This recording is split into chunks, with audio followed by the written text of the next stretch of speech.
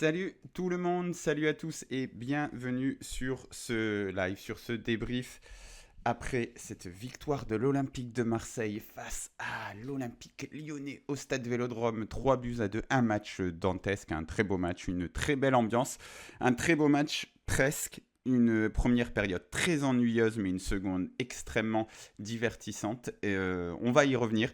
Avant tout, si vous regardez la rediff de ce débrief, n'hésitez pas à mettre un like, comment, tout ça. Ça fait toujours du bien et ça soutient la chaîne. Et puis, si vous êtes avec moi sur Twitch, salut à vous, salut Superbox, salut JC Mars, salut à vous et j'en profite aussi pour vous remercier parce qu'il faut toujours le dire quand c'est bien, parce qu'on se plaint tout le temps, mais vraiment vous êtes des amours, vous êtes super sympa dans vos commentaires, ici sur le chat en live, vous êtes toujours parfait, donc je vous remercie et j'hésitais un petit peu à faire ce live, j'ai d'autres petits trucs entre temps.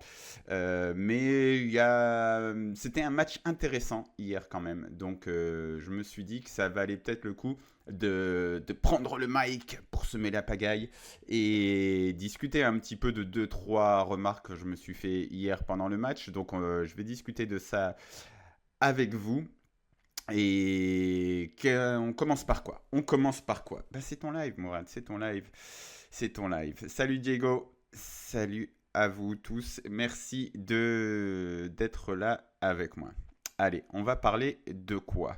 On va parler de ce match. D'abord, il y a un truc, parce que je retrouvais plus, j'avais vu un tweet de quelqu'un qui disait après autant de temps de voir un truc aussi rigide à l'OM que la ligne de 3, le carré au milieu, machin. C'était un journaliste tactique, je sais plus lequel, mais quelqu'un que j'aime bien. euh, et qui trouvait que contre Strasbourg, l'OM avait été un petit peu caricatural. C'est vrai qu'il l'a été. Et que c'était un petit peu... en fait, j'avais compris son tweet comme c'est un petit peu limité et un petit peu voilà, caricatural ce que propose De Zerbi. Alors que, en voyant la composition de l'équipe hier, vraiment, je me suis dit, où est-ce que c'est? Non, ça c'est pour plus tard. C'est comme, voilà, la compo, elle est là, elle va être là. Je me suis dit, quand même, il y a une chose qu'on ne peut pas reprocher à De Zerbi, c'est d'être enfermé. Il essaye toujours de corriger un petit peu son truc, comme tous les entraîneurs devraient le faire, mais il est tout le temps en réflexion. On le sent encore hier, puisque la grande surprise, c'était la titularisation de Bilal Nadir, vu, je pense, à tort, un petit peu comme un faux neuf, ce qu'il n'était pas. Je pense que c'est pas trop mal ce que met Google là. Mais c'était Greenwood, l'avant-centre réellement. Mais il y avait quand même beaucoup de milieux de terrain. Et il y avait aussi des centraux. Les centraux étaient très importants. Cornelius allait peut-être pas jusque dans la surface de réparation, mais on lui demandait vraiment d'attaquer avec Quentin Merlin. Et Murillo, lui, on lui demandait même d'aller dans la surface de réparation. On a déjà vu ici sur cette chaîne que c'est quelque chose qu'il fait, mais il se projetait, c'était des débordements. Là, il était par moments placé comme un avant-centre Amir. C'était assez spécial. Donc voilà, toujours en pleine réflexion, je trouve De Zerbi. Et j'aime les, j'aime les coachs qui ont des philosophies claires. Par contre, je me dis, De Zerbi, il a vraiment le mérite de ne pas être arc-bouté sur sa philosophie, sur ses principes, et de se dire, ok, alors si j'ai besoin de deux mecs qui reviennent défendre, je fais revenir ces deux mecs qui reviennent défendre, et je trouve ça assez respectable. Salut Vivien, Cornelius collait souvent à la ligne. C'est vrai, c'est vrai. On va aller voir ça. On va aller voir ça avant, je voulais peut-être aller voir un petit truc avec vous, si ça vous dit. C'est la heatmap de Bilal Nadir. Ça m'intéresse pas mal de voir. Alors attendez, je vais vous partager mon écran, ce sera mieux, mais de voir où Bilal Nadir a touché ses ballons. Donc l'OM est à gauche ici. Est-ce que je peux même zoomer un petit peu? Oui, je peux. Voilà, voilà. Donc vous allez voir un petit peu. Voilà, donc on va regarder. Hop, on enlève tout le monde. On met Nadir qui a touché 27 ballons. Et on voit donc, bah voilà, il était dans cette zone-là. Je pense que c'est un peu la zone qu'habituellement Greenwood occupe un petit peu dans ce carré. Il était un peu milieu de terrain, offensif, central, plutôt à gauche. Et il n'était pas avant-centre. Et bah, l'avant-centre, c'était donc plutôt l'anglais en première période. Mais une fois qu'on a dit ça, qu'on a trouvé du mérite à De Zerbi, et à se dire, écoutez, il a quand même encore essayé d'innover. Voilà, on voit d'ailleurs ici ça c'est la carte des positions que j'avais retenue avant le match. On voit très clairement qu'on a Rabiot et Nadir qui étaient derrière Greenwood et les deux mecs sur les côtés. Et il y avait vraiment des phases assez particulières parce que il y a aussi les phases où Balerdi a été pressé la casette haut. Il y avait aussi les phases où Balerdi était seul avec Højbjerg qui venait et ils étaient deux. Ils étaient deux. La dernière ligne, c'était Balerdi Højbjerg. Cornelius montait. Murillo, il montait encore plus. Limite, il était par moments plus haut que Luis Enrique. C'était très bizarre la première période. Et je ne vais pas vous mentir, j'ai pas adoré. D'où ce petit De Zerbi. Attention à la sampaolisation. Attention à la sampaolisation. Salut Moser. Qu'est-ce que c'est la sampaolisation? C'est comme la grippe, ça traîne fort chez les entraîneurs de l'OM. Non, je rigole, mais on dirait que le virus est encore un petit peu présent. Pour moi, la sampaolisation, c'est un trop plein de volonté de contrôle. Et hier, j'ai eu un peu cette impression. C'est-à-dire que quand tu mets plein de milieux de terrain, quand tu mets des milieux de terrain partout, en fait, laissez-moi reprendre. Vous savez, j'aimais beaucoup Vue du Mans et c'est dommage que ce petit live avec Florent Tonuti n'ait pas fonctionné parce que j'en parlais dedans. Dans le podcast Vue du Banc, donc le podcast tactique, Christophe Kuchli, qui était un participant récurrent, disait souvent un truc qui m'avait marqué. Il disait: je préfère les entraîneurs qui essayent de faire défendre des joueurs offensifs. Donc ils vont mettre des joueurs offensifs, ils vont leur demander d'aller presser, d'aller faire des trucs, d'aller défendre haut, plutôt que les entraîneurs qui mettent plus de joueurs à vocation défensif ou contrôle et qui vont leur demander d'attaquer.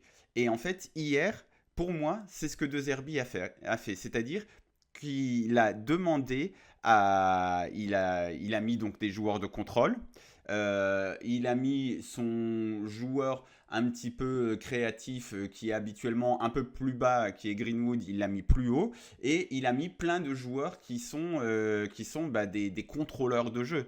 Très clairement, je veux dire, si on prend les 4 milieux de terrain, habituellement, on a débuté la saison. Dans ces 4 milieux de terrain, on avait Kondogbia, Højbjerg, Harit et Greenwood. Là, hier, on a débuté avec Rongier, Højbjerg, Rabiot et Nadir. Donc, on est sur un empilement de milieux de terrain plutôt relayeurs. Des mecs qui sont techniquement bons, qui peuvent bien aller presser, qui peuvent bien récupérer le ballon, mais qui ne sont pas forcément les plus à l'aise. Ils sont pas là pour faire les gestes décisifs. C'est pas forcément leur travail. Et c'est sans doute l'un des types de joueurs que je préfère. Mais je veux dire, quand on en a trop dans une équipe, ça peut la neutraliser un petit peu. Surtout qu'en plus de ça, il demande de plus en plus à ses centraux d'être des joueurs offensifs. Encore un truc qu'on a déjà vu à l'Olympique de Marseille, Tudor demandait à ses centraux d'être très offensifs. Mais avec Tudor, il y avait toujours du Sanchez, du Harit, il y avait toujours d'autres mecs qui étaient un petit peu là. Là, on s'est retrouvé quand même avec, j'ai mis une petite déclat de côté, avec des situations comme ça. Donc j'ai j'ai fait quelques petits. Salut Farouille, salut à toi. Euh, on s'est retrouvé voilà avec des situations comme ça où on avait quand même, on attaquait. Encore là, c'est pas trop flagrant, mais on attaquait avec Cornelius. Des fois, Cornelius était là, comme le disait Vivien tout à l'heure. Des fois, il était là. Cornelius, il était souvent là avec Merlin. Donc, tu avais un côté gauche pour attaquer Cornelius Merlin. Bon, c'est pas Roberto Carlos de Nilsson quoi. C'est autre chose au niveau de la proposition et Rabiot en plus qu'il a fallu intégrer, qui est un excellent joueur de football et qui est de plus en plus qui monte. J'ai l'impression qu'il continue de monter en puissance de match en match et vraiment c'est un très bon joueur de football, pas de problème. Mais c'est pas un joueur de football offensif. Voilà, là sur le côté gauche, on a Cornelius, Rabiot, Merlin. On voit ici même Murillo, ce qui donne dans la surface de réparation marseillaise, on, on avait en première période, là on est à la 25e je pense, ça va être peut-être la plus belle occasion marseillaise, ça va être un 1-2 entre Merlin et Nadir, et on voit que dans la surface, donc là c'est Hojberg, et là Murillo, donc on est sur des joueurs qui ne sont pas faits pour attaquer en fait. Ils ne sont pas, comment dire, ils peuvent attaquer, ils peuvent apporter un surplus, mais c'est pas dans leur formation naturelle de footballeur d'avoir cette capacité, cet instinct et cette créativité dans les 30 derniers mètres. Et hier, la première période m'a fait un petit peu penser à ce que j'ai pas aimé chez Sampaoli en seconde partie de saison, c'est-à-dire avoir plein de milieux de terrain. On se souvient de la déclat de Sampaoli, mon équipe de rêve c'est d'avoir 10 milieux de terrain. Là on en avait quand même 4, plus 3 défenseurs centraux, plus 2 pistons. Ça a commencé à faire plus beaucoup de place pour les attaquants. Voilà, ça a commencé à faire beaucoup. Donc ça c'est la continuité de l'action. En plus de ça, je veux dire, je suis très critique envers Merlin qui n'a pas encore été transcendantal, notamment du point de vue défensif. Hier, je trouve, quand l'OM a un peu pris l'eau en début de seconde période, ça passe souvent entre Cornelius et Merlin. Mais offensivement, il y a 2-3 trucs intéressants. À un moment, il donne un bon ballon à Rabiot. Là, il se projette bien. Ce 1-2 avec Nadir, ça va terminer par une frappe. Mais voilà, vous voyez un petit peu cette image. On est dans la surface de réparation. On est à la 25e minute de jeu. Il y a Nadir, Merlin, Hojberg, Luis Enrique et Murillo qui sont aux abords de la surface de réparation. On n'a pas un attaquant de formation, à part peut-être Luis Enrique, et c'est un peu une chance qu'il soit là. Et c'était quelque chose qu'on voyait de manière assez fréquente. Là, c'était quelques minutes avant, c'était l'une des plus grosses occasions, centre de Merlin, et ça termine sur... Ah, on a essayé de m'appeler. Bon, c'est pas grave, je vais mettre ça en... et ça termine en presque situation pour Murillo, mais l'avant-centre c'est Murillo et derrière lui Luis Enrique, Nadir, il y a peut-être quand même Greenwood là dans le tas, mais ça fait quand même très peu de joueurs offensifs quoi. On a joué en première période avec des joueurs de contrôle et un défenseur central latéral Murillo pour aller terminer les actions, et ça il faut faire attention. On n'a pas de créateur, dit Erwan. Ouais, c'est ça. Alors, moi, j'ai toujours un petit peu peur de me formaliser un peu sur les postes. On me demande de monter un peu le micro. Ah, je le ferai peut-être. Je monte un petit peu le son de ton côté, sinon ça va tout défoncer le son pour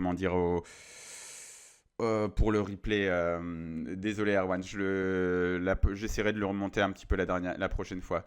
Mais donc ouais, en fait, le but, ça peut être un petit peu de, de mettre que ce soit l'équipe qui crée.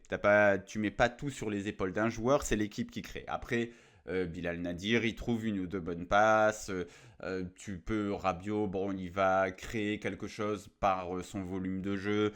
Tu peux créer différemment, quoi. Mais si tu galères un peu à la création et qu'en plus de ça, t'as pas forcément des joueurs qui vont prendre les frappes au bon moment ou qui vont, avec peu d'espace, trouver le moment pour frapper, bon, bah, tu finis avec une première période. Attendez, je vais repasser là-dessus aussi.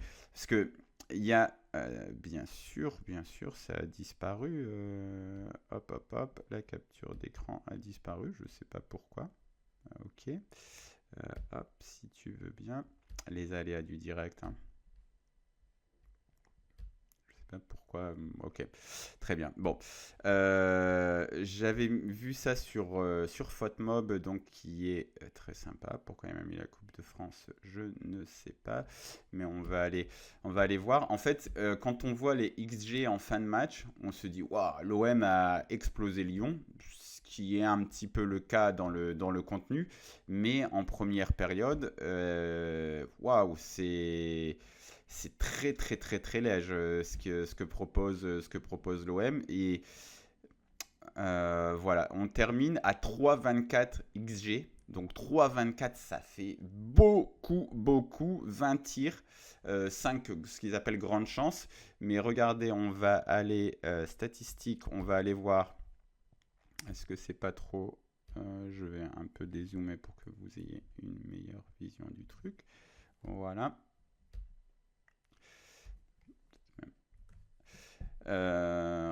Alors, on peut ici diviser entre première période et deuxième période. En première période, il y a 6 tirs, 0,41 XG contre 0,11. C'est pas éclaté. On s'est clairement pas éclaté.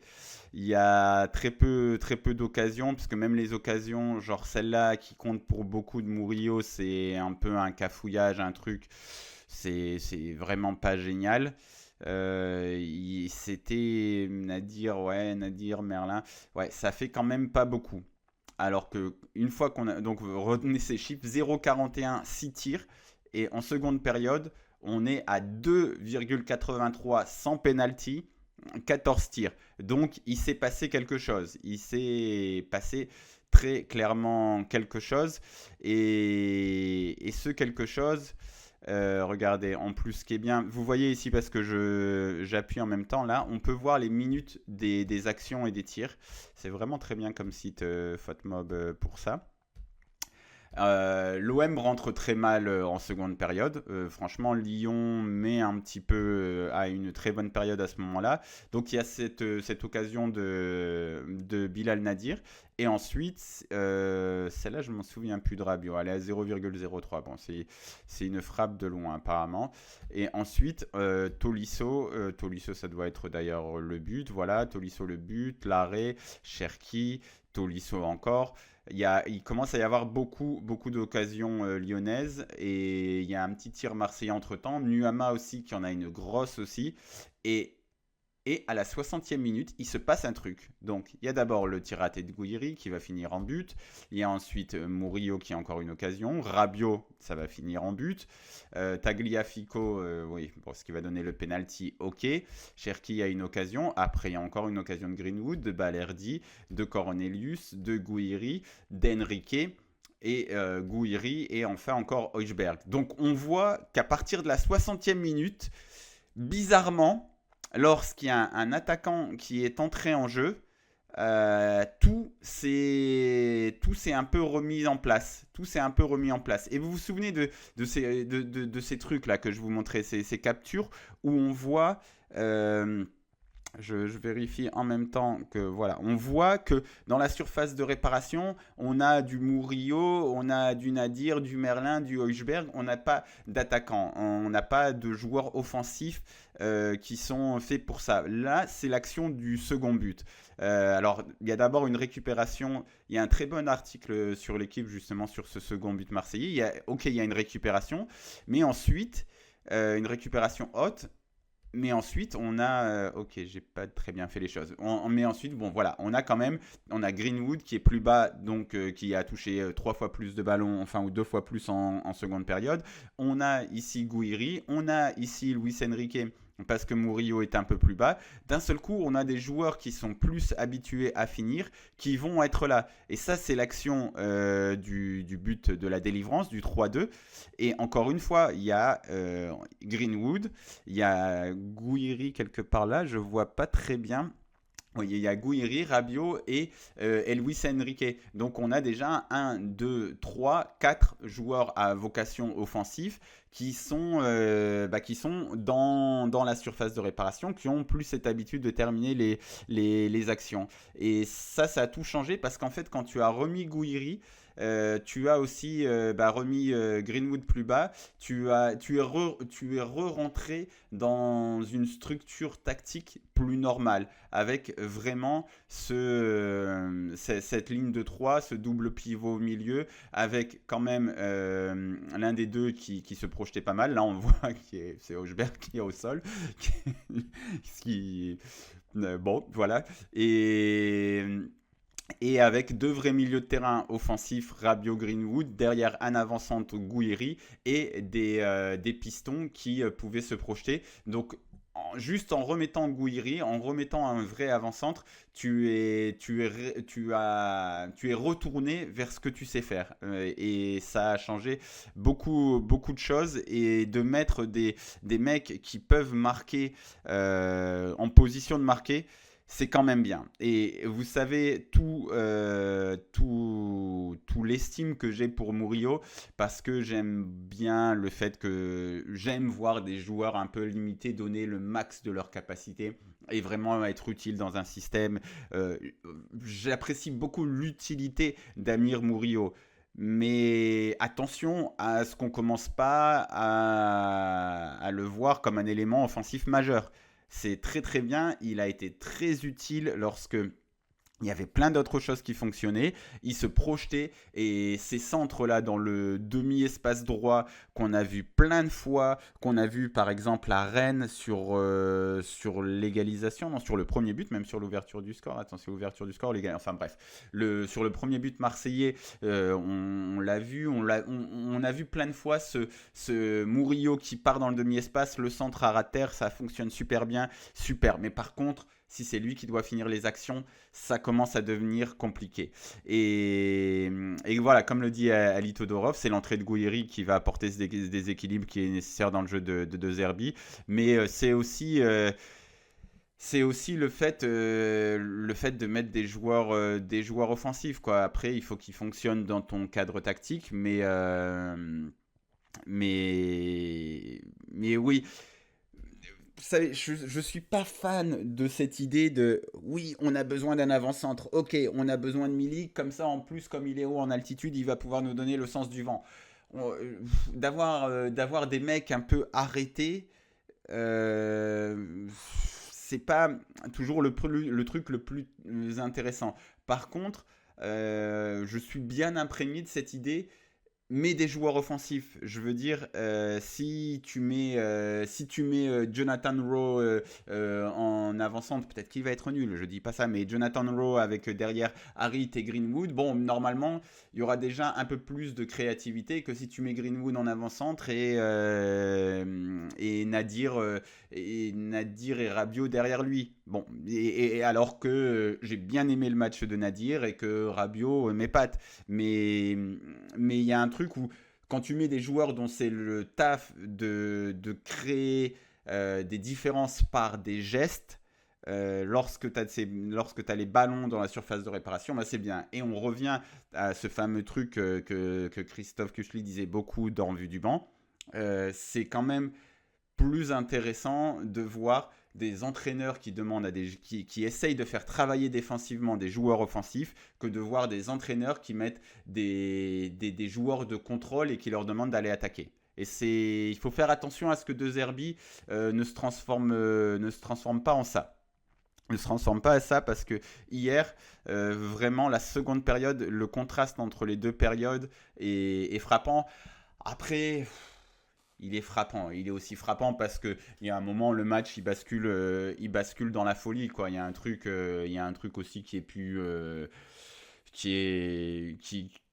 ne dépend pas que de paramètres tactiques, quoi. Le moment où le Vélodrome il pousse, ou même Lyon est meilleur, où il y a des trucs qui relèvent de l'irrationnel, quoi. Mais par contre, ce qui relève pas de l'irrationnel, c'est cette compo en première période. Cette compo en première période, attention à ce que voilà, De Zerbi ne se Sampaolise pas et ne nous donne pas des trucs comme ça. Voilà, je cherchais un petit peu. Ça, c'est l'avant-dernier match de, de l'Olympique de Marseille de Sampaoli. On était comme ça, quoi. On perd 2-0 à Rennes en n'ayant rien. J'ai des souvenirs de longs ballons vers Gerson. On a Under Harit à la limite qui sont offensifs et Gerson qui était un petit peu hybride, même si à la fin il jouait plutôt offensif. Et on avait plein de joueurs de contrôle, donc on avait plein de matchs comme ça avec Sampaoli sur la fin. Et il faut quand même se souvenir que se souvenir qu'on n'est pas passé loin de la catastrophe parce que derrière, tu gagnes face à Strasbourg et c'est l'image qui reste. Et pourquoi pas, c'est aussi ça le sport. Tu es là dans un grand moment. Il se passe un truc irrationnel, encore une fois. Il ne faut pas toujours chercher. Il y a des choses que tu ne comprends pas dans le football et encore moins à l'Olympique de Marseille. Donc, voilà, pourquoi pas. Mais entre l'élimination contre le Feyenoord quelques jours plus tôt ou quelques jours plus tard, tu fais 0-0, tu ne produis rien. Ce match-là contre Rennes, tu perds 2-0, tu ne produis rien et tu étais là à toujours avoir le ballon et à tirer 8 fois dans le match. Zéro cadré, peut-être aussi parce que tu n'avais pas énormément d'avant-centre ou des joueurs dont c'était le taf de finir les occasions, même si Gerson avait quand même un truc assez létal dans ce truc-là. Bref, attention, je trouve qu'il est très respectable De Zerbi dans le fait de continuer à chercher, à ne pas s'arc-bouter sur un schéma tactique, sur un truc, à continuer à innover. Très bien, félicitations pour ça. Par contre, attention à pas tomber dans ce piège de se dire ouh, la Ligue 1 c'est physique, c'est compliqué, il vaut mieux mettre des joueurs de contrôle parce qu'on est l'Olympique de Marseille, on va avoir le contrôle. Tu ne vas jamais tout contrôler. Par contre, si tu contrôles tout, tu peux être chiant et tu peux quand même perdre des matchs. Donc attention. Attention à surveiller. C'est positif. Il faut être positif après une victoire comme ça. Mais attention, on va surveiller à ce que le sampaolisme ne se propage pas chez De Zerbi. Je vais vous lire un petit peu. À noter l'explication de Zerbi, Greenwood en 9 parce que c'est une feignasse et qu'il voulait voir 4 milieux casser le jeu de Lyon. Le contrôle obtenu en première mi-temps est à mettre en partie au crédit de Nadir et Eko. Tu fais bien de souligner ça, Wish ma gueule. On va d'ailleurs, tu es pas loin d'être devenu l'anthème du Vélodrome hier soir. Voilà, j'ai pris un peu ce truc, donc c'était dans la Provence. Je ne sais pas si j'ai eu raison ou pas de mettre Greenwood en 9, mais Neil Maupay, que je considère comme mon fils, connaît une période compliquée sur le plan physique. C'est la première raison. La deuxième, c'est que l'OL a beaucoup de joueurs de talent comme Matic, Tolisso, Cherki, Verretou, Lacazette. Si tu laisses trop d'espace aux Lyonnais, ils te bouffent. On a réussi à bien jouer en première période, mais on a manqué quelques passes. Luis Enrique et Quentin Merlin notamment.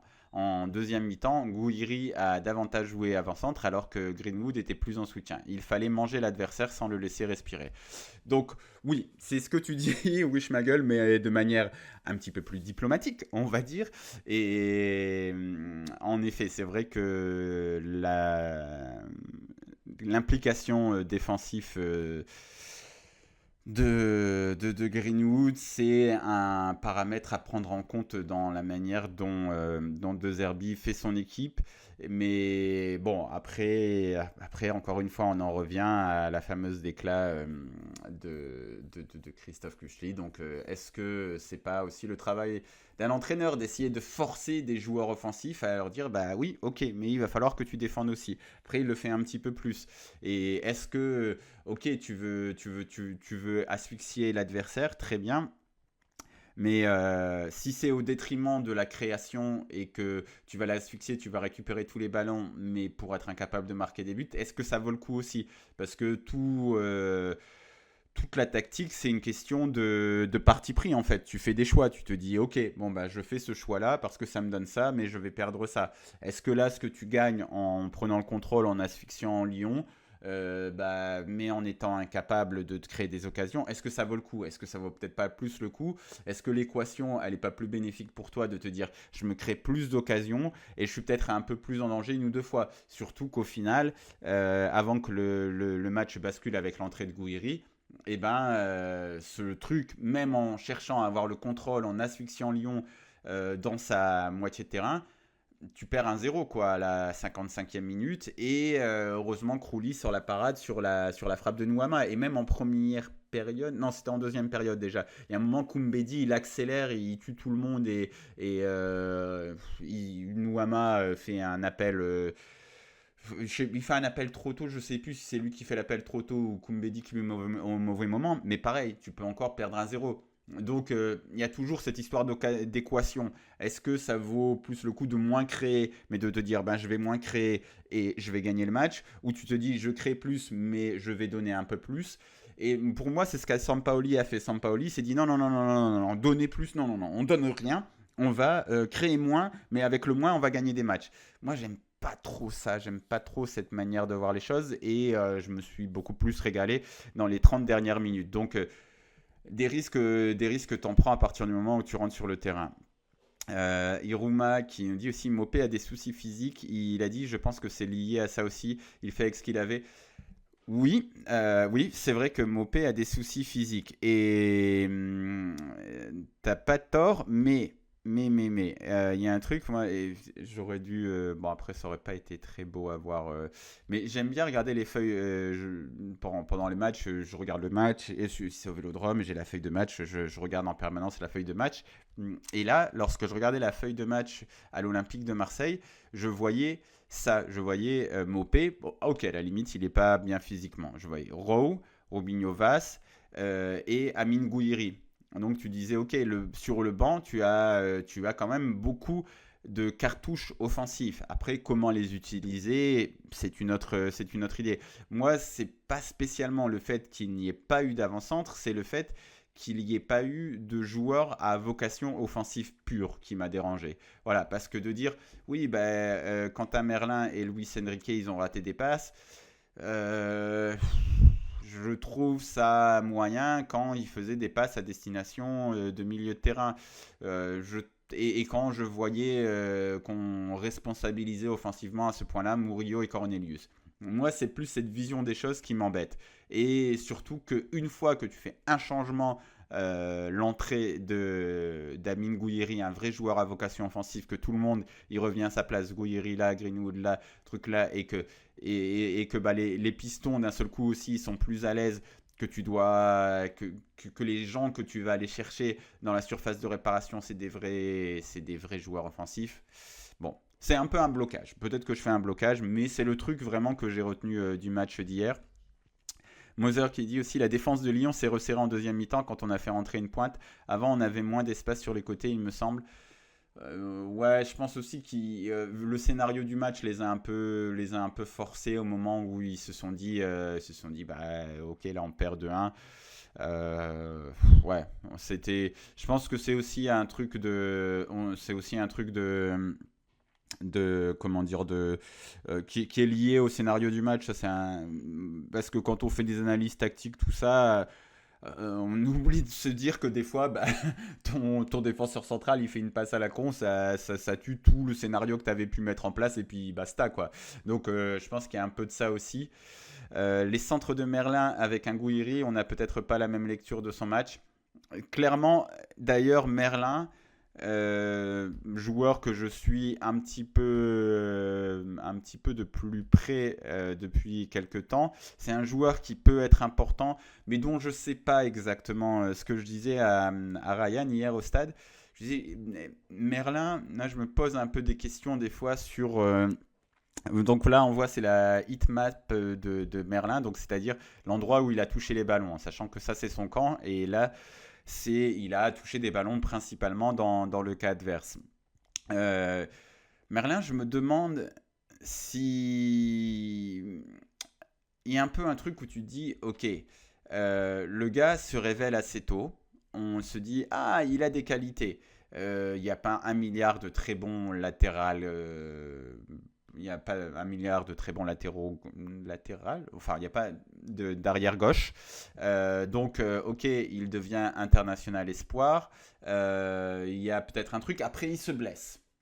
En fait, Merlin, je me demande si ce qu'on a entreaperçu chez lui très jeune, ça peut se confirmer dans la durée. Ce qu'on a entreaperçu très brièvement à l'Olympique de Marseille sur son début de saison avant sa blessure, ça peut se confirmer dans la durée.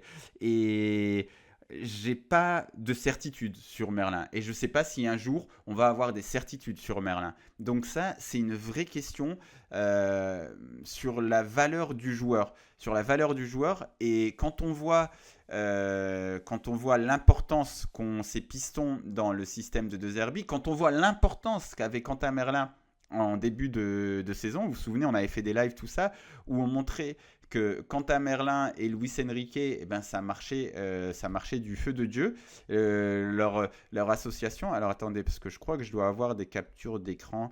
Donc ouais, non, ça c'est trop récent, le Camurillo.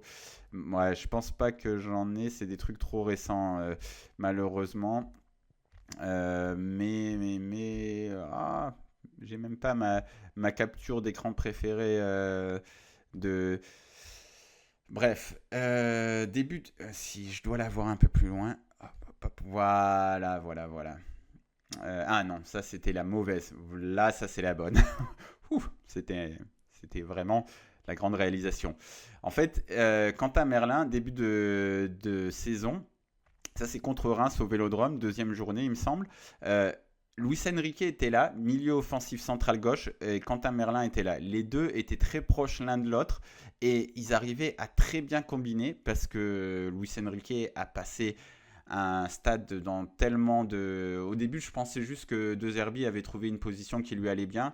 Là, il l'a mis complètement de l'autre côté à droite. Le mec est toujours bon, même si hier il fait pas un match exceptionnel, mais quand même son but, il faut le mettre. Et quand Gouiri rentre, il est d'un seul coup beaucoup plus visible. Bref, Luis Enrique a passé un cap et a fait péter un câble à beaucoup de monde, mais il a passé un cap. Et quand il avait à ses côtés Luis Enrique, ça marchait super bien. Après, il se blesse. C'est un peu le problème avec Merlin, c'est-à-dire qu'il se révèle au FC Nantes, ah, il se blesse. Il commence à être bon à l'Olympique de Marseille, ah, il se blesse. Et après, il galère à revenir. On dit, ouais, mais il faut peut-être attendre qu'il revienne par rapport à sa blessure. D'accord, mais là, à un moment, il va falloir prouver un peu dans la durée pour Quentin Merlin, j'ai envie de dire. Donc voilà, je commence à avoir des doutes sur Quentin Merlin. C'est un joueur qui, je pense, a. J'ai envie d'y croire, j'ai envie de croire en Quentin Merlin, mais il va falloir qu'il commence à prouver des choses. On regarde un petit peu ses stats. Donc il est ici, 54 ballons touchés, ce qui est plutôt, ouais, ce qui est plutôt bas par rapport aux défenseurs. Mais il ne faut pas vraiment regarder les défenseurs, il faut plutôt regarder Luis Enrique. Donc c'est à peu près similaire à Luis Enrique. Après, il joue un petit peu moins en plus parce qu'il sort. Quant à Merlin, il est remplacé, donc il joue 10 minutes de moins. Donc au niveau des ballons touchés, c'est à peu près similaire à Luisito, je crois qu'on dit en brésilien, parce que Lucho, c'est plutôt hispanique. Ensuite, deux tirs. Oui, il y a un moment, il tire, c'est pas mal. Il y a un bon appel aussi. Bilal Nadir le sert bien. Une passe clé, 3 pour Luis Enrique, parce que vraiment, le truc, c'est de le comparer avec Luis Enrique. Et surtout qu'habituellement, voilà, comme je vous montrais ce truc au début, il y a un moment aussi où on a pu se dire, oui, mais ok, pour Quentin Merlin, c'est plus dur parce que maintenant, là, c'est Rabiot, donc il ne peut plus combiner avec un milieu de terrain offensif pur, alors que de l'autre côté, Luis Enrique qui est là maintenant, il combine avec Greenwood, plus Tamurillo aussi qui fait des montées, donc il est plus aidé pour être mis en valeur, c'est vrai, hier, Luis Enrique, il est avec, donc on a dit, c'était Nadir Rabiot, donc les deux avec des milieux de terrain en profil similaire, et encore Rabiot a beaucoup plus d'expérience et il était plutôt à gauche. Donc voilà. Donc ouais, il y a rien de dingue sur ses stats. Il n'y a rien de dingue au niveau des passes. On va voir un petit peu C'est vrai qu'il a un taux de conversion, donc la passe et le pourcentage de passes réussies, en sachant que, par exemple, il y a un ou deux bons centres aussi de Quentin Merlin qui ne sont pas forcément repris. Donc, bon, on va compter ça comme une passe ratée, mais dans les faits, ça ne l'est pas vraiment. Il y a 11 centres, et ça, c'est intéressant, parce que on voit qu'au niveau des centres, c'est c'est vraiment, on misait sur lui, quoi. On avait vraiment misé sur le fait, on va donner le ballon à Quentin Merlin qui va centrer. 11 centres, ça fait beaucoup. Un centre réussi, je me méfie toujours. Faudrait aller voir un peu plus en profondeur ses stats, parce que vraiment, je vous dis, il y a, par exemple, il y a peut-être des bons centres, et il y a l'attaquant qui passe juste derrière, qui est un petit peu en retard, tout ça. Ça ne veut pas toujours dire grand-chose. Mais 11 centres, ça fait beaucoup. Voilà. Bon, et puis en plus, même défensivement, je vous dis, revoyez les actions en début de première période, les actions où Tolisso, il part dans son dos, il part entre lui et Cornelius.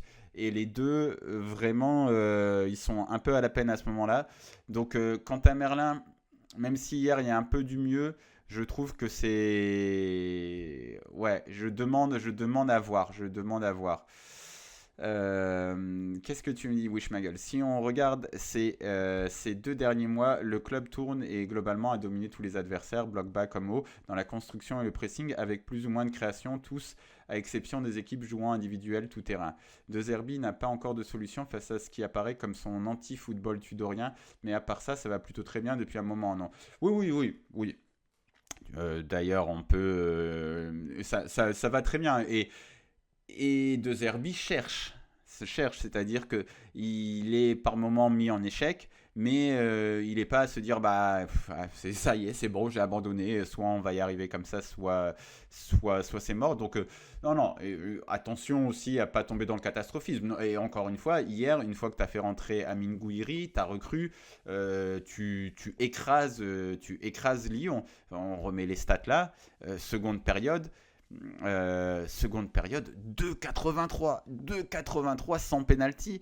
Vraiment, pour ceux qui ne sont pas fans des stats, avoir 2,83 XG, parce que je parle mais je vous mets pas le truc. Voilà, en seconde période, tu as 2,83 XG. C'est énormissime. Enfin, énormissime, j'abuse un tout petit peu, mais c'est beaucoup. Ça veut dire que tu t'es vraiment procuré des grosses, grosses occasions. Et il y a la tête sur corner de Cornelius, il y a aussi une frappe enroulée de Gouiri. Non, t'as fait imploser Lyon, quoi, après l'entrée de Gouiri. Donc non, non, ça va très bien. Et pour aller aussi dans ce sens, je voulais faire un petit point classement. Donc, est-ce qu'on n'a pas ça ici? On doit l'avoir normalement. Voilà, Ligue 1. Parce que au classement, pour moi, tu es pratiquement, enfin, toujours attendre un petit peu, hein, mais 40 points, oui. Quoique ça s'est un peu resserré. C'est vrai que ça s'est un peu resserré. Mais tu as 5 points d'avance sur le quatrième. Donc tu es largement dans les temps de passage. Et sans oublier la différence de but aussi. Donc tu as combien là? Plus 15, 15-18, c'est écrit à côté en même temps, si tu sais compter, Mourad, mais voilà, si tu sais lire plutôt. Mais oui, oui, non, t'es très bien. Moi, je pense qu'il faut finir dans les trois. Donc, je regarde surtout l'écart sur le quatrième, parce que le quatrième, attention, les tours préliminaires, la Lille, je cherchais ce matin, ils ont dû jouer Fenerbahçe, une autre équipe aussi qui était pas trop mal. Franchement, les préliminaires de Ligue des Champions, c'est dur. Donc, 5 points d'avance. Il reste 14 journées. Si on se projette un petit peu, moi j'aime bien faire ce genre de truc en sachant que Monaco-Lille, ils ont encore la Ligue des Champions, tout ça. Franchement, tu gagnes 8 matchs sur les 14 qui te restent. Bon, tu gagnes 8 matchs, tu fais 2 nuls, t'en perds 4, ce qui soit autant que t'en as perdu depuis le début de saison. À mon avis, t'es très bien, hein, t'es très bien. Même, tu peux même en perdre un en plus. Franchement, t'es pas mal du tout. T'es pas mal du tout. C'est pas mal du tout. Donc oui, oui, attention à pas tomber dans le catastrophisme. Mais voilà, comme tu dis, Wishmagle aussi, c'est vrai que le jeu penchait à gauche hier, ce qui n'est pas beaucoup arrivé cette année. Ah, on va aller voir ça. Est-ce que ça penchait? Parce qu'en première période, oui, mais alors c'est dans le rapport du match plutôt, je pense, parce qu'il te montre ça aussi sur WhoScored, donc il te montre aussi les zones d'attaque. Bon, ça a été plutôt équilibré. Après, je pense que ça s'est rééquilibré en seconde période quand même. Mais on était sur 36, 29, 35. Donc c'était plutôt correct. Plutôt correct. Euh, c'est arrivé pas mal de fois que le jeu penche à gauche malheureusement et souvent ça correspond au match qu'on gagne pas. Dit pouvoir corrompre, mais alors à savoir que à savoir en première vraiment la première phase pour moi de cette saison, les 4-5 premiers matchs, le jeu penchait à gauche. Mais tu gagnais les matchs. À Toulouse, tu écrases l'équipe. À Brest, bon, Brest, peut-être que ça penchait pas encore complètement à gauche. Mais quand il y avait cet assaut Merlin, Luis Enrique, contre Reims, tu dois gagner ce match. T'as un trou à un moment, mais tu dois gagner ce match. En fait, vraiment, ça fonctionnait très très bien. Et après, Merlin s'est blessé. Après, Merlin s'est blessé. Je parle pas de l'époque du duo Merlin-Luis Enrique. D'accord, ouais. Parce qu'après, après, c'est vrai que à gauche, c'est devenu très compliqué. Et à un moment, il y a eu Ulysse Garcia, qui est un joueur limité, mais qui faisait le travail. Après, tu as aussi changé, parce que tu as, inclus Rabiot dans l'équation à gauche. C'est devenu un peu plus compliqué. Mais tu dis, à mon avis, c'est Luis Enrique qui le faisait briller. Bah moi je pensais que c'était un peu l'association, tu vois, que les deux se trouvaient vraiment bien et qu'il avait beaucoup de facilité. Je sais pas s'il a beaucoup de créativité en lui quant à Merlin et d'avoir un mec qui respecte bien qui est très appliqué dans tout ce qu'il fait comme Luis Enrique, à mon avis, ouais, ça a dû beaucoup l'aider. Alors là, il a Rabiot à ses côtés et Højbjerg souvent qui monte.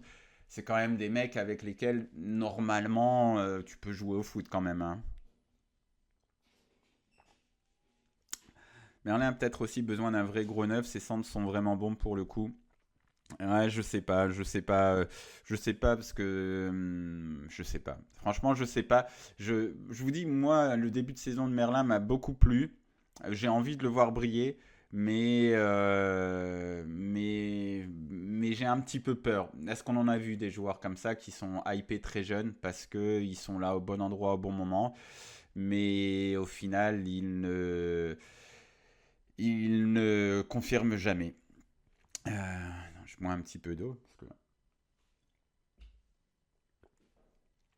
Ah, mais bonne remarque là du pouvoir Coron qui dit il faut soit Rabiot plus un DG rapide, soit Merlin plus un milieu offensif gauche rapide. Parce que quand tu dis DG, c'est Cornelius, quoi, le mec qui est à la place de Cornelius ou Kondogbia.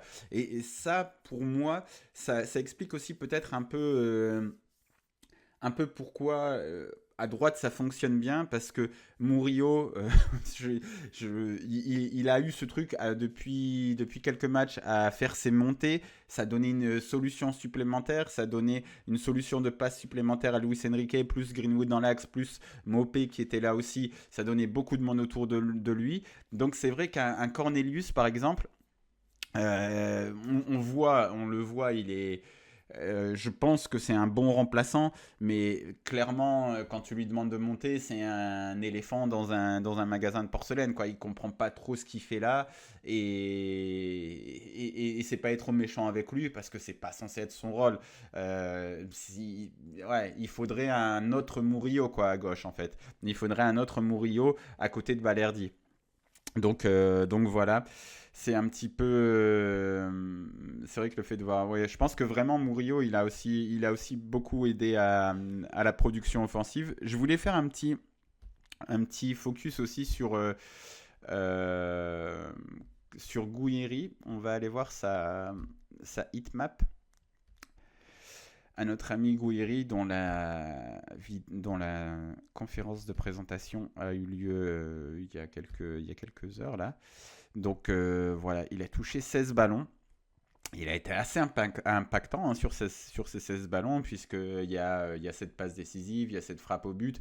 Et on a vu que, voilà, au-delà de l'impact statistique pur, il a permis à tout le monde de jouer à sa place.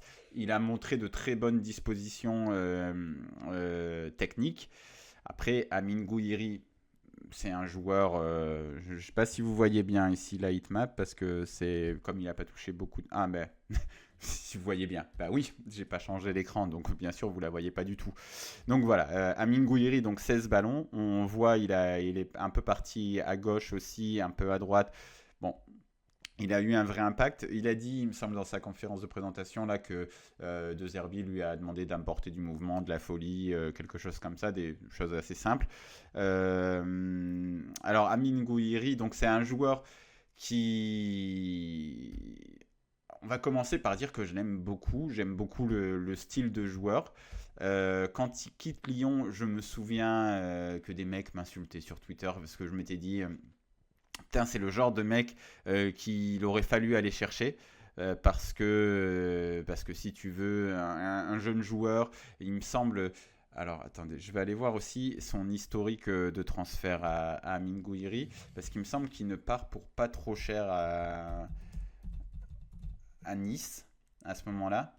Et voilà, on va aller sur le site préféré de Jacques-Henri Hérault, Transfermarkt, qui aide à faire des PowerPoint, comme tout le monde le sait. Voilà. Hop.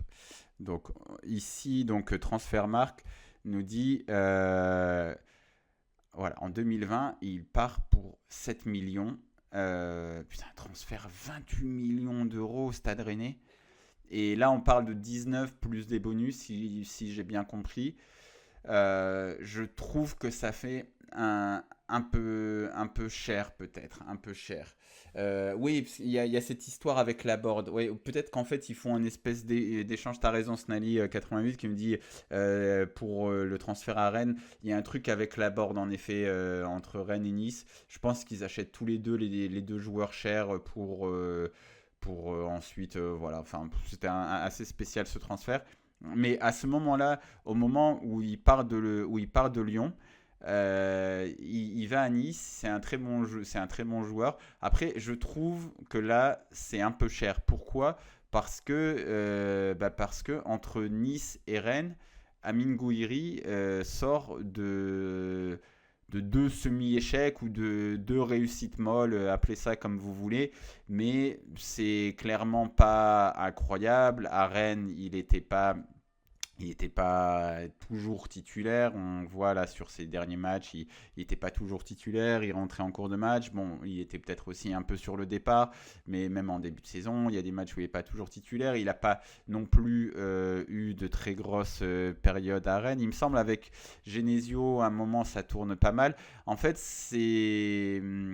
à Rennes, j'ai l'impression que c'est le mec que tu dis tout le temps, waouh, quand ça va fonctionner, ça va tout casser. Ça va tout casser. Quoi, pas mal quand même. Ah, il fait quand même une saison à 15 buts. Putain, je me souvenais même plus. Rennes, c'est tellement un club à part. C'est tellement un club qui est. Ah oui, non, quand même, il fait une saison à 15 buts. Ben dis donc, j'avais oublié. J'avais oublié. Bon, ce qui est pas mal, mais ce qui se confirme pas vraiment. Après, c'est vrai que c'était aussi la saison avec Genesio où tu as aussi Terrier qui casse tout. T'avais beaucoup de joueurs qui étaient très bons, mais bon, quand même, voilà. Et ça, c'est la saison passée. Donc, la saison passée, il finit 41 matchs, 11 buts, 3 passes décisives. C'est pas incroyable. Et on avait plutôt l'impression qu'il était un peu sur la pente descendante. Il, il a 24 ans. Il n'a pas explosé 17 buts à Nice aussi, la première saison, non? Euh, Parce que j'ai pas, je sais que c'est compliqué de parler des nouvelles recrues parce que tout le monde a envie de s'extasier et qu'on ne peut pas faire la moindre critique sans penser qu'on est mauvais esprit. Vraiment, Amin Gouiri, c'est un joueur que j'apprécie, dont j'apprécie le profil technique. Je pense vraiment quand il signe à Nice, je m'en mords les doigts, je me dis, punaise, c'est vraiment le genre de mec qui peut devenir un joueur énormissime. Donc non, j'aime beaucoup Amin Gouiri. Ça se voit que le ballon, c'est son copain. Ça se voit qu'il a de l'intelligence de jeu. Mais il a 24 ans, il a 4-5 saisons de Ligue 1 derrière lui et il n'a jamais été, voilà, le joueur plébiscité, le joueur où on se dit ça casse tout. Donc 20 millions d'euros, c'est un peu cher. Si tu avais fait venir Amin Gouiri à 8 millions d'euros, à 8-10 millions d'euros cet hiver, je me serais dit, franchement, je serais très hypé par cette idée-là de me dire, bah, peut-être que tu vas relancer un mec qui va devenir énorme et j'aurais été très très enthousiaste. Très très enthousiaste. Après, est-ce qu'on en a quelque chose à faire? S'il réussit, il réussit. Bon, voilà, on a fait un petit aparté, vraiment mercato, la valeur du joueur, tout ça, machin. C'est pas ça qui compte. Au final, c'est ce qui va donner sur le terrain. Il a du ballon. Après, comme le dit aussi Ali Todorov, c'est un joueur qui brille dans les gros matchs. Il manque de constance. On veut le voir devenir constant. S'il devient constant, s'il explose à l'Olympique de Marseille, à mon avis, on sera tous très très heureux. Donc voilà, c'est peut-être un peu cher. Ça me paraît être un peu cher. Et comme le dit aussi Wishmagel, il y a peut-être aussi un peu des histoires d'exercice fiscal. Il y a des L'achat est étalé. Après, bon, j'ai envie de dire, si tu achètes le joueur moins cher, tu auras un achat moins cher étalé aussi, tu vois. Mais il y a des trucs un peu spéciaux. Après, tu leur as vendu Brassier aussi au passage. Tu vas peut-être leur vendre Koné, machin. Je sais pas si Koné c'est officiel ou pas. Donc, ouais, il y a peut-être aussi un petit peu je t'en prends un, tu m'en prends un, et puis on met des bonnes valeurs, ça permet d'avoir des trucs assez équilibrés. Bon, donc voilà, donc Gouiri, je pense que c'est peut-être un peu cher vu c'est sa dernière saison, etc. Et que c'est peut-être pas forcément une bonne affaire au niveau prix, mais par contre, c'est un très bon joueur de foot. Et j'espère qu'il va briller à l'Olympique de Marseille. Donc hier, on regarde aussi, donc il a joué une petite demi-heure. Sur la petite demi-heure, on a ses tir cadré, passe clé, dribble. Il est à 3 tirs, 2 tirs cadrés. Ça compte, comme on disait, quand tu as des joueurs qui sont là pour tirer, qui sont dans la surface de réparation, qui sont dans les endroits où ils peuvent terminer, qu'ils terminent, ça change quand même pas mal de choses. Et 3 passes clés aussi, donc c'est pas rien. Très bonne entrée d'Amin Gouiri qui a été remuant. On va suivre ça. On va suivre ça avec gourmandise, on espère. Belle entrée de Lirola. Ouais, je vois Ali Todorov et Pouvoir Courant qui me demandent de parler de Lirola. Alors, normalement, quand notre ami Paul Lirola Kosok entre, j'ai toujours un petit aïe aïe aïe. Euh, Parce que c'est quand même dur physiquement, notre ami Lirola. Il a un excellent centre, très beau centre. La passe décisive, franchement, faut la mettre. Vraiment, le genre de geste qu'on apprécie, je trouve, de l'Irola. Donc c'est pas mal. J'essaye, franchement, il se passait tellement de trucs. J'essaie de me dire, est-ce qu'il n'y a pas eu de trucs de passes ratées, de machin. J'ai pas énormément d'autres souvenirs que ça de l'Irola. Une passe décisive, voilà, extraordinaire. 9 ballons touchés, il joue 10 minutes, c'est pas extraordinaire. Et 100% de passes réussies. 100% de passes réussies, Polo. Mais oui, bah après, mine de rien, écoutez, il a, il a un but, une passe décisive, il joue les appoints. Il avait fait une entrée pas dégueulasse, c'est contre qui là qui rentre c'est contre Strasbourg qui rentre en tant que central un petit peu. C'est pas dégueulasse, j'avais trouvé ça pas dégueulasse. C'est devenu un joueur d'appoint. Encore une fois, Lirola, bah, ce qui est un peu embêtant, c'est qu'on l'a payé très cher à un moment et qu'on l'a gardé sous contrat pendant 25 ans. Mais bon, il fait une saison, voilà quoi, il fait une saison pas dégueulasse, une saison de joueur d'appoint, un peu comme Ulysse Garcia. C'est pas génial. Un centre à la Under sur l'action, j'ai trouvé d'ailleurs. Ouais, Under, les centres d'Under, c'était. Ouais, c'est vrai qu'il y a un peu de truc. Ouais. En fait, ouais, c'est vrai qu'il en faisait des comme ça, notre petit Shengiz. Joueur que j'aimais beaucoup, beaucoup, beaucoup. Euh... je sais pas pourquoi Lirola, il me fait penser à McGregor. On dirait qu'il joue à moitié bourré. Dit sur le chat le pouvoir corrompt. Écoute, on ne sait pas. Non, mais je pense qu'il est parfaitement sobre quand il joue au football. Mais je pense qu'il sort beaucoup quand même. Enfin, je ne sais pas s'il sort encore beaucoup. J'ai pas eu d'écho là-dessus. Je pense qu'il a eu une ou deux périodes où c'était différent. Euh, À noter que les neufs chez De Zerbi ne marquent jamais beaucoup, la plus-value de Gouiri sera peut-être plus dans l'huile qu'il mettra dans le jeu dans le dernier tiers et pas forcément avec 20 buts. Moi, vraiment, ça me gêne pas si c'est ça. Si c'est un joueur qui combine bien, qui est là, qui fait briller les autres à côté, comme il a fait hier finalement, franchement, ce serait pas mal. Cengiz qui peut rebondir à Lens, je crois d'ailleurs, dit Snally. Ah ouais, bah, c'est quoi? Bon, après, je lui en voudrais zéro s'il part à Lens, bien sûr, notre ami Cengiz. Mais ça m'embêterait de le voir ailleurs en France. Vraiment, c'est un joueur que j'ai trouvé attachant, Cengiz Under. Vraiment, mine de rien, un joueur auquel je m'étais attaché et que je trouvais sympa.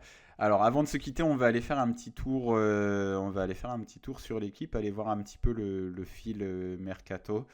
Comme ça, on va aller voir. Je ne sais pas si vous avez vu la patte Habib Bey. Enfin, c'est un petit peu beaucoup de dire ça, mais en tout cas, le match.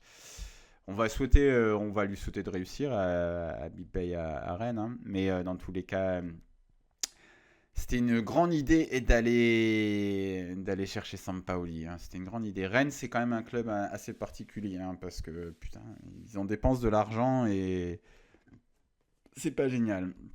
Moussa Altamari débarque à Rennes, j'avais vu ça. Franchement, Montpellier, c'est chaud quand même, hein. Montpellier, c'est chaud. C'est chaud. Et Altamari, qui avait fait un début en trombe la saison passée, qui avait vraiment l'air d'avoir du football. Là, j'avais vu contre Monaco, j'avais vu le match contre Monaco, c'était pas mal aussi. Il a vraiment un petit truc. Combien ils l'ont payé c'est engagé pour 3 ans et demi. Merde, comment je fais pour cliquer Ça se voit que je vais pas souvent sur les trucs mercato. Lien dit comment. Ok, bon, c'est pas grave. On va faire un. Mohamed Bayo prêté au Royal Antwerp par Lille. Ouais, Mohamed Bayo ouais, pourtant il me semble qu'il jouait un petit peu ces derniers temps. Chelsea ne lâche pas Matisse Amougou. Et oui, il n'avait pas assez de jeunes, Chelsea. Donc voilà. Il y a aussi, comment il s'appelle le joueur de la Bosnie-Herzégovine, là, de Salzbourg, qui doit signer à l'OM, Dedic, je pense. Donc je le connais pas. Je le connais pas. On va juger sur pièce, hein, du coup. J'ai regardé un petit peu. Après, bon, il est dans le giron Red Bull, donc ça veut dire que c'est quelqu'un qui a du talent, on va voir. Et Luis Felipe, je le connais pas non plus, je me dis qu'on a dû jouer, ouais, on a joué contre lui, pas, ouais, pas. On va voir. Après, il a une expérience, il a peut-être aussi un certain bagage tactique. Marcus Rashford aussi à Aston Villa. Ouais, c'est Rashford qui est un excellent joueur. Bon, après, il faut avoir un budget anglais pour payer son salaire. Chelsea pourrait prêter Joao Félix à l'AC Milan. C'est tellement triste la carrière de Joao Félix alors qu'il est un très bon joueur. L'OM travaille sur le dossier Benasser. On va lire ça parce que je vous avoue que voilà, le mercato, c'est pas le truc que je suis en priorité. Je suis un petit peu de loin. Oui, ça j'avais vu. Donc il n'y a pas grand chose de nouveau pour l'instant. C'est juste. L'OM étudie ces derniers jours la possibilité de recruter le milieu de l'AC Milan Ismaël Benasser. S'ils n'y parviennent pas lors de cette dernière journée de mercato, les dirigeants marseillais retenteront le dossier probablement l'été prochain. Mais comment ils veulent le recruter, c'est un petit peu ça. Prêt, option d'achat. En tout cas, Ismaël Benasser, avant sa blessure, un joueur très très fort, un très très bon joueur, donc à voir. Mais ce serait plutôt intéressant. Accord Montpellier-OM pour Meïté. Ouais, encore un. Après plusieurs semaines des négociations, Bamo Meïté va passer de l'OM à Montpellier sous forme de prêt payant. 8 millions d'euros. Non, enfin, il doit y avoir une option d'achat. On ne va pas faire un prêt de 8 millions d'euros pour Bamo Meïté jusqu'à la fin de la saison sans option d'achat. Attends, comment je pense qu'il doit y avoir une erreur quelque part. Si on a réussi à prêter Bamo Meïté pour 6 mois pour 8 millions d'euros, je pense. Franchement, alors là, je dis chapeau. Alors là, je dis chapeau. Mais oui, Bamo Meïté, c'est c'est compliqué quoi. Déjà, il faut se souvenir que Bamo Meïté, il vient en échange d'Isaac Touré. Je me souviens quand Isaac Touré signe, Longoria a dit c'est un joueur de projet. C'est un joueur qui va servir le projet. Alors le projet il dure un an. Après bon bah Meïté ça devient le joueur de projet, mais bah il joue très peu et puis au final on essaye de le dégager à gauche à droite. Oh là là là là, c'est compliqué. Et enfin, il y a Koné. Qu'est-ce que nous dit Loïc Tanzi? Difficile. Sinon, Ismaël Koné va être prêté avec option d'achat à Rennes. Ok, on va voir. Ouais, Bamoméité, c'est quand même un gros problème. Cherki, il part pas finalement. Apparemment, non. De ce que j'ai regardé vite fait, il y a surtout, ils ont refusé une offre. Ils ont refusé une offre et Mathys Tel va signer à Tottenham. Un transfert ou un prêt sec est encore possible. 60 millions d'euros. Waouh. Waouh, waouh, waouh. C'est quand même pas mal pour un mec qui a finalement assez peu joué. Donc voilà. Bon, écoutez, on va regarder, on verra bien à quoi l'effectif de l'OM va ressembler d'ici quelques jours. Mais ouais, je lis en même temps 14 plus 1 Koné. C'est option d'achat, donc Snally 88, parce que je te lis sur le chat. C'est une option d'achat de 14 millions d'euros plus 1. C'est pas Ismaël Koné. On va aller voir un petit peu. Il me semble que. Après, c'est le montant de la belle option d'achat. Ok, discussion avancée, parce que c'est pas encore complètement fait, non? Ouais, sur le Parisien, ils annoncent. Ah ouais, parce que sinon on aurait recruté pour 12,5 millions d'euros au bonus et on le revendrait pour 14 millions. Le football, ça devient difficile à comprendre hein, quand même. Hein. Qu'est-ce que nous dit RMC Sport? L'OM, bien sûr, ce serait mieux si je vous partageais quand même mon écran. 1 million le prêt et 14 millions l'option d'achat. Ouais, après, c'est toujours est-ce que l'option d'achat payante, pas payante, obligatoire, pas obligatoire, assortie d'une option d'achat à 14 millions. C'est 14 millions d'euros quand même. Ouais, ok, ok. On va voir. Voilà, il y avait aussi Anselmino. Ça bouge beaucoup et tout le temps à l'OM. On va voir à quoi ça va ressembler à quoi ça va ressembler la fin, l'effectif marseillais d'ici quelques temps. Euh, ouais, mais il y a un truc, parce que le message du pouvoir corrompt sur le chat là, il est intéressant. Longoria a dit un truc du style: ce serait facile pour moi de recruter que des joueurs trentenaires directement forts, mais ce serait pas responsable, blablabla, faut penser à l'avenir. Du coup, Isaac Touré, je suis super content de l'avoir, on va le faire grandir. Et ça me fait penser à un truc aussi. J'ai lu une décla il y a pas longtemps de comment il s'appelle, de Roberto De Zerbi, qui disait à l'OM il faut des joueurs prêts, des joueurs capables de jouer, etc. Et on comprend, c'est dur de jouer à l'OM et c'est totalement compréhensible. Mais par contre, en effet, donc tu vas recruter que des joueurs de 25, 26, 27 ans. Et c'est un peu ce vers quoi tu pars là, parce que quand tu regardes la feuille de match hier, par exemple, eh ben, tu as que des joueurs confirmés. Donc après, bon, écoute, tant que ça gagne, je pense que personne. Je pense que si tu gagnes les matchs, les Marseillais s'en foutent un petit peu que les mecs aient 27 ans ou 22 ans. Mais ouais, c'est difficile et t'as pas non plus de stratégie sur comment développer des jeunes. Bon, t'en développes un petit peu quand même. Il faut quand même toujours mettre les choses positives. Voilà, Bilal Nadir, c'est pas mal. C'est bien de le voir de plus en plus, de le voir s'affirmer, c'est pas rien. Mais c'est vrai que quand tu achètes des jeunes, est-ce que dans ce cas-là, essaye même pas d'en acheter. Moi, je serais limite partisan de se dire, vu la difficulté compréhensible de développer des jeunes, achète même pas de Wai, quoi. Tu prends que tu t'achètes des joueurs confirmés et tu prends et t'essayes de développer des jeunes que tu as de ton centre de formation. Si Bilal Nadir, tu as été le chercher à Nice, etc. Mais tu fais des trucs comme ça, quoi. Comme ça, au moins, tu es vraiment dans la difficulté. Mais si tu sors des jeunes, eh ben, ils te coûtent pas cher et peut-être qu'il faut faire quelque chose comme ça. Euh, Je vois que vous discutez. Ouais, il y a un problème avec Ryan. Je déteste Ryan, vraiment. On est dans la haine pure. On est dans la haine pure. C'est quelque chose, quelque chose de profond. C'est de sa faute en même temps. Il arrête pas de me narguer avec sa chevelure bouclée là. Voilà, quand on a des problèmes turcs, on va appeler ça.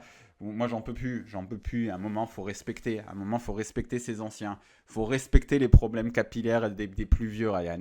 Ça commence à bien faire. Ça commence à bien faire. Et Pogba, comment on explique le peu d'infos sur Pogba Franchement, je pense que vu de là où il revient, Pogba, il doit beaucoup réfléchir à ce que lui, il va faire. C'est normal. Il faut aussi se souvenir qu'il n'a pas encore l'autorisation, il n'a pas encore l'autorisation de reprendre le football, Pogba. Donc ça me paraît à peu près normal. Je pense que voilà. Et puis c'est quand même une grosse opération. Pogba, ça a été un très très très très gros joueur. Est-ce que ça l'est encore? C'est une question. Moi, vraiment, Pogba, c'était le genre de mec que j'avais envie de voir sur un terrain de foot. L'équipe de France, par exemple, franchement, c'est pas ma came du tout. Mais quand je voyais Pogba jouer, de temps en temps, il faisait des trucs. Bah, c'est vraiment un talent générationnel, Pogba, quoi. C'est incroyable. Donc voilà. Et si le mercato se ferme, il pourra jouer nulle part cette saison. Si, si, si, parce que franchement, si tu me prends un petit peu de cours, mais il me semble que s'il est sans contrat, ce qui risque d'être voilà, ce qui risque d'être voilà. D'ailleurs, la Juve a annoncé déjà avec, je me souvenais plus si c'était rompu avec Pogba. Je pense que quand tu es sans contrat, c'est plus simple de retrouver. Il me semble qu'il y a peut-être moyen que tu te fasses que pas possible de l'inscrire sur les listes. Mais même, franchement, regarde, Snavi, dans tous les cas, imaginons que Pogba signe à l'OM. Il reprend en mars. Il te reste 2 mois de compétition. Le mec, il faut qu'il retrouve un niveau physique, il faut qu'il retrouve le rythme des entraînements. Je pense que pour Pogba, vraiment, même s'il ne signe pas immédiatement, s'il reprend là avec un club qui s'entraîne et qui reprend en juillet prochain parfaitement fit, en ayant refait une grosse préparation, en ayant retrouvé un gros niveau. Bon, il est plus à quelques mois après. Ouais, je ne crois pas que c'est pas possible de l'inscrire sur les listes, donc pas possible de jouer. T'es sûr de ça, Snally? Franchement, je me souviens d'une saison, il me semble qu'on va chercher Jérôme Bonicel pour vraiment 1 ou 2 mois. Je me demande s'il n'y a pas moyen de prendre voilà, un joker médical, et surtout si c'est un joueur sans contrat, s'il n'y a pas moyen de le faire signer. Voilà, si c'est pas un transfert, je crois qu'on peut, mais de toute façon. Après, oui, mais par contre, tu mets le doigt sur un truc intéressant. Je ne sais pas s'il est possible de l'inscrire encore sur les listes. C'est un truc il faudrait regarder. Je vous avoue que j'ai pas du tout regardé. J'ai un peu du mal à imaginer Pogba à l'OM, je vous avoue quand même. Donc je me suis pas penché plus que ça sur le sujet.